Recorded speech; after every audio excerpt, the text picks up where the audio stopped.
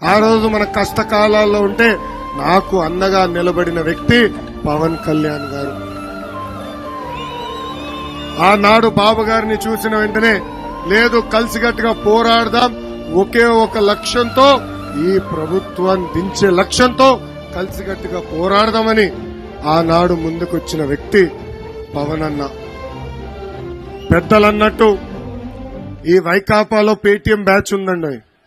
5 రూపాయలు వాళ్ళకి కొడితే పోస్ట్ పెడతారు. కావాలని మన మధ్యలో చిచ్చు పెట్టడానికి ప్రయత్నిస్తున్నారు. మీరు ఎవరు అధైర్యపడదు, జాగ్రత్తగా ఉండండి. ఆ దొంగ పోస్టులు ఎవరైనా పెడితే మీరు ఎట్టి పరిస్థితుల్లో దానిపైన స్పందించద్దండి. 2 పార్టీలు ఒకటే లక్ష్యం, ఒకే ఒక లక్ష్యంతో పనిచేస్తున్నాం. మనకు నచ్చని ప్రభుత్వానికి ఏం చెప్తాం? అది బాయ్ బాయ్ జగన్ లక్ష్యం. బాయ్.